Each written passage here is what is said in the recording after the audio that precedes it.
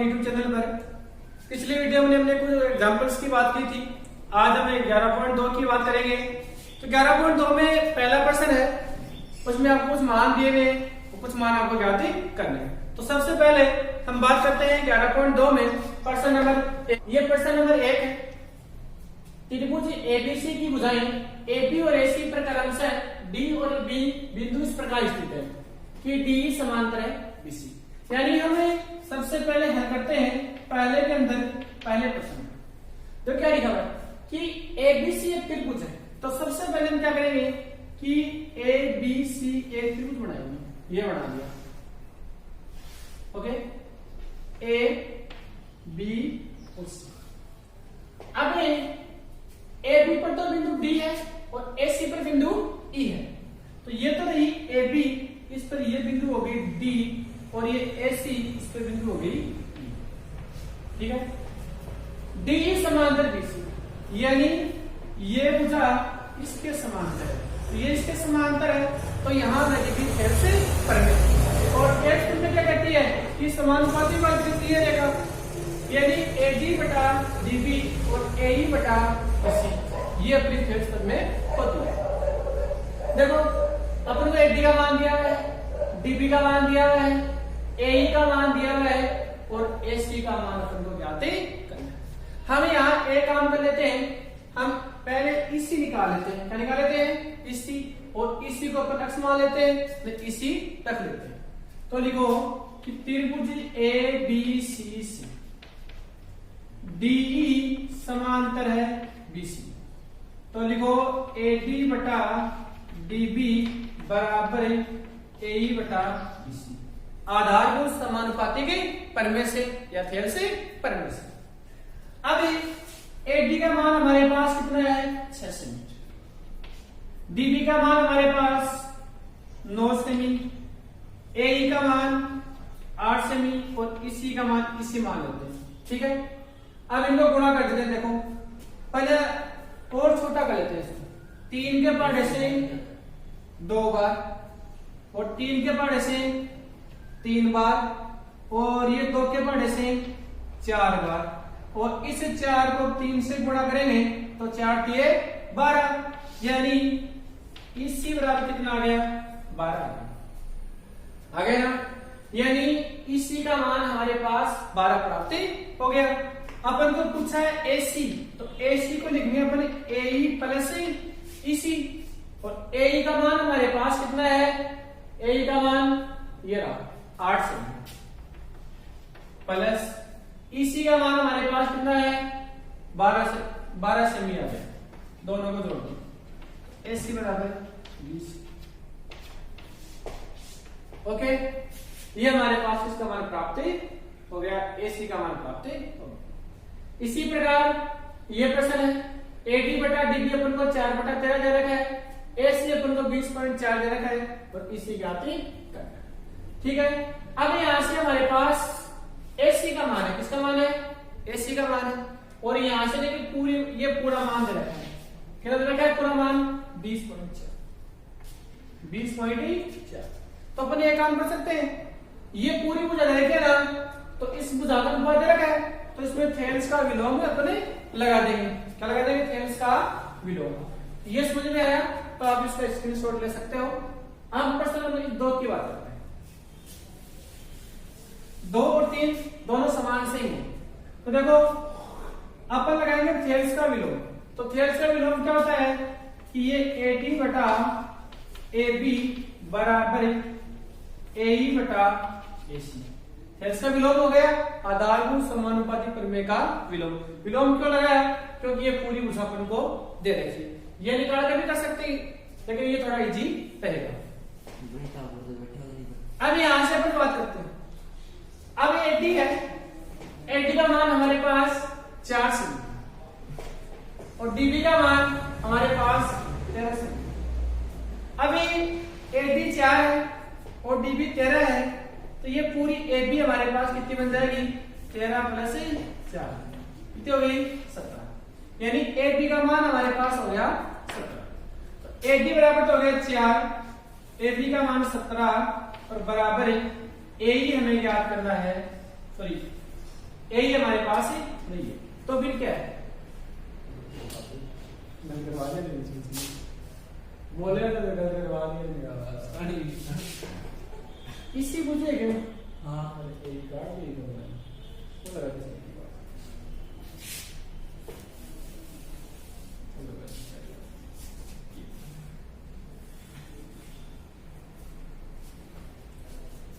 अब बात करते हैं हम प्रश्न नंबर 2 की।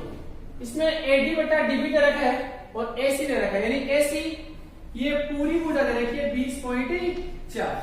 तो यहां से हम थेवेल्स का विलोम लगा लेते हैं। तो थेवेल्स का विलोम देखो, अपन को इसी पूछा है, क्या पूछ रहा है? इसी। तो इसी ये तो है और ये भुजा दोनों अनुपात में बराबर रहेगी, तो अपन क्या कर लेते हैं, यहां लिख लेंगे डीबी बटा एबी, इसको लिख लेंगे इसी बटा एसी। ठीक है, थेवेल्स का विलोम। तो ये हो जाएगा डीबी बटा एबी, जो मान याद करना है वो लिख लेंगे, और इसी बटा एसी। अब एबी है, इसका मान 4 है, इसका 13 है, तो एडी और डीबी दोनों को जोड़ेंगे तो एबी बढ़ेगी और 13 4 कितनी हो गई 17। तो डीबी का मान 13, एबी का मान 17 और बराबर है इसी हमारे पास नहीं है, तो 20.4।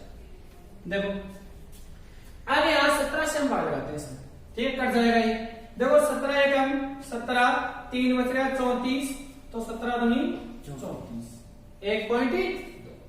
अब इसको गुणा कर देंगे, तो देखो 13 दूनी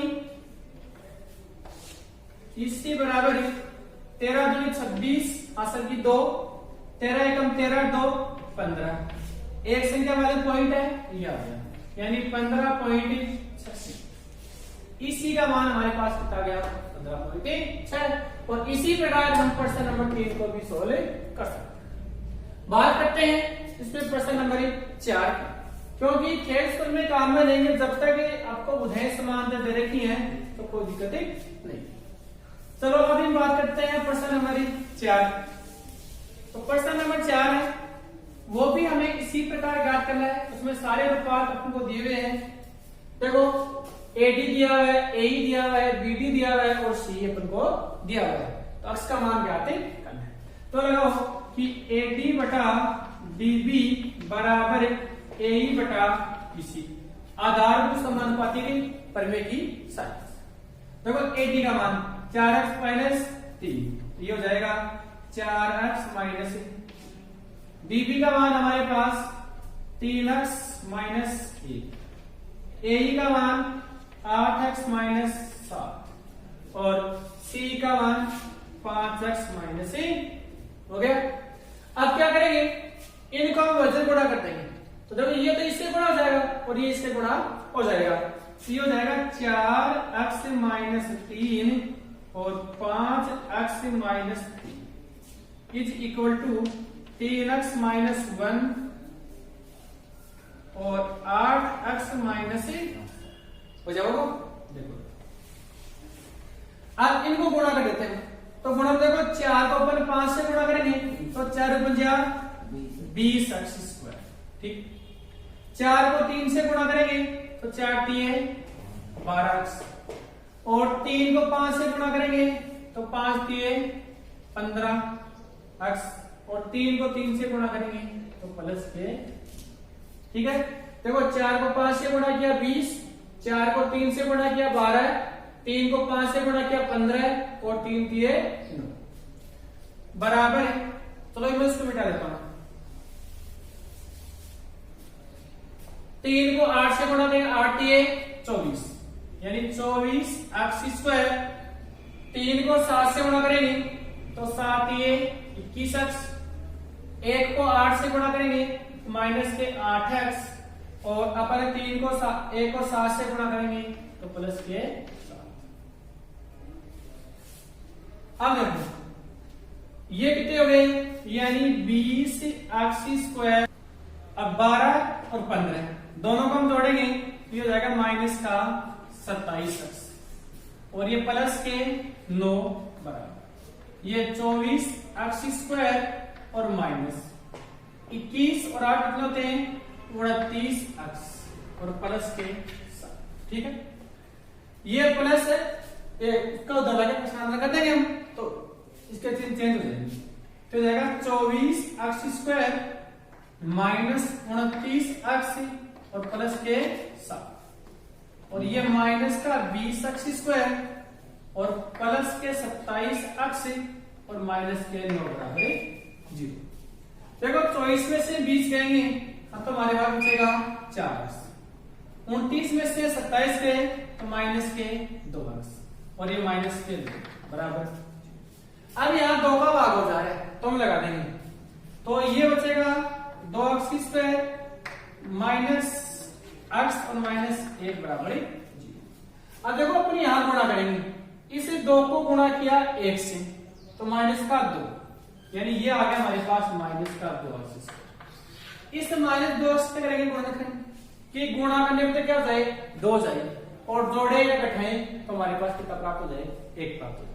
तो कैसे करेंगे, देखो ये माइनस का 2 कर लेंगे अपन, ठीक है, और गुणा 1 तो 2 एकम 2, यानी माइनस का 2x और प्लस का x, ठीक है। गुणा करेंगे तो 2x² माइनस का हो जाएगा, और 2 को जोड़ेंगे तो माइनस का x हमारे पास से बच जाएगा। तो देखो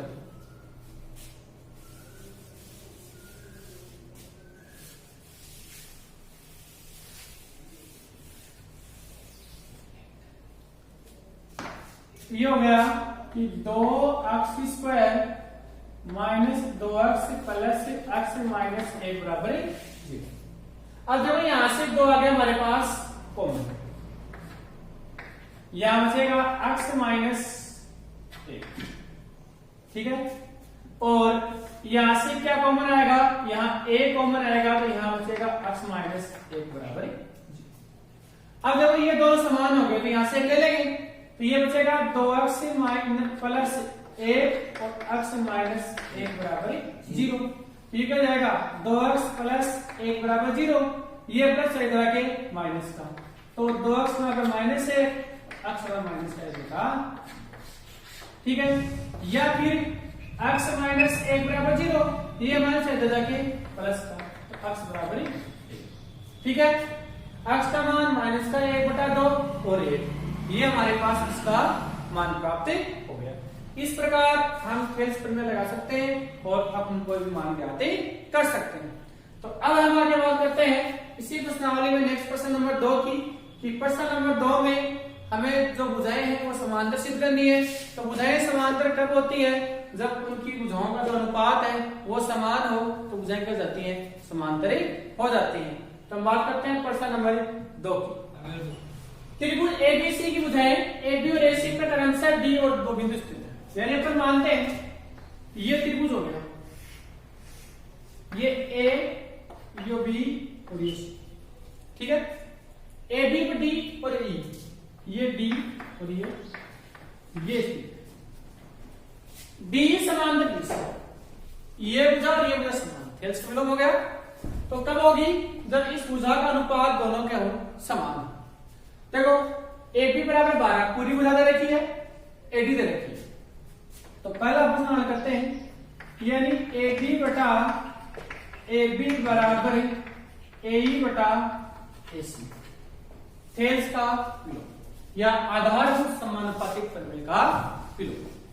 अब यहां से देखो AD का मान हमारे पास 8 है, तो AD कितना लिखेंगे 8, AB का मान कितना है 12 इज इक्वल टू AE अपने पास 12 है और AC हमारे पास 18 है। अब ये दोनों संख्याओं का जो अनुपात है, दोनों भुजाओं का जो अनुपात है, हमें समान प्राप्त होना चाहिए। तो देख कैसे निकालेंगे, अपन इसको निकालते 4 के पढ़े से 4 दूनी 8 और 4 के पढ़े से 3 बार, 4 के पढ़े से कितनी बच जाएगा, 6 के पढ़े से निकालते इसको 2 बार और 6 के पढ़े से 3 बार, तो हमारे पास क्या हो गया 2/3 बराबर 2/3। देखो ये भुजा दोनों बराबर आ गई ना, ये बराबर हो गई, इसका मतलब क्या हुआ कि DE समांतर है BC, ओके। यानी ये भुजा और ये भुजा दोनों बराबर आ गई अनुपात के अंदर, तो ये भुजा क्या हो गई, समांतरी हो गई। यदि ये दोनों बराबर नहीं हो तो ये दोनों भुजाएं क्या नहीं होंगी, समांतरी नहीं होंगी। चलिए अपन किसी भी प्रश्न की बात कर लेते हैं। सभी प्रश्न आपको इसी प्रकार याद करने हैं। जैसे कि प्रश्न नंबर 2 की हम बात करते हैं। प्रश्न नंबर 2 है वो भी ऐसे ही है। इसके अंदर देखो ये AB है और ये AD है, तो हम लिखेंगे AD बटा AB बराबर AE बटा AD का मान 1.4, AB का मान 5.6, AE का मान 1.8 और AC का मान 9.9। अब देखो ये पॉइंट से पॉइंट कट जाएगा, ये पॉइंट से पॉइंट भी कट जाएगा। 14 एकम 14 और 14 चौक 56, 18 एकम 18 पंजो, यानी ये आ गया 1/4 और बराबर 1/5। दोनों बराबर नहीं है तो यहाँ लगी बराबर नहीं है, और बराबर नहीं है तो ये बुझाए समांतर नहीं है। बस ऐसे ही आपको निकालना है। अब हम बात करते हैं प्रश्न नंबर 3 की। ये प्रश्न नंबर 3, त्रिभुज ABC अपन को दिया है। AO पर बिंदु L है, OB पर बिंदु M है और OC पर बिंदु N है, ठीक है। और LM समांतर है AB के। LM ये भुजा इसके समांतर, MN समांतर BC ये भुजा इसके समांतर है। तो सिद्ध कीजिएगा कि LN समांतर है AC, ठीक है। तो सबसे पहले हम लिखेंगे दिया है, दिया क्या दिया है कि ABC एक त्रिभुज है और LM समांतर है LM, यानी LN समांतर AB और MN समांतर BC। उसके बाद में सिद्ध करना है, सिद्धि। तो सिद्ध क्या करना है कि LN समांतर AC, ये बात समझनी।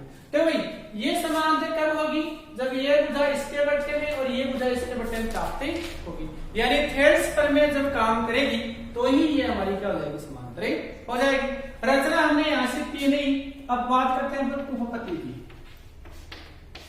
तो देखो त्रिभुज पहले AOB, क्यों, क्योंकि LN समांतर किसके हैं, AB के। तो क्या लिखोगे कि त्रिभुज AOB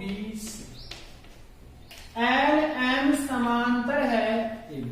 यदि किसी त्रिभुज में दो भुजाएं समांतर हो तो उसमें लगती है थेल से पर में, तो लगाते हैं थेल से पर में। तो अपन यहां से लगा देते हैं इसको OL बटा A, यानी OL बटा AL बराबर, इसको इधर से ये भी इधर से, ये हो जाएगी OL बटा MB आधारभूत समानुपातिक प्रमेय से, समीकरण नंबर 1।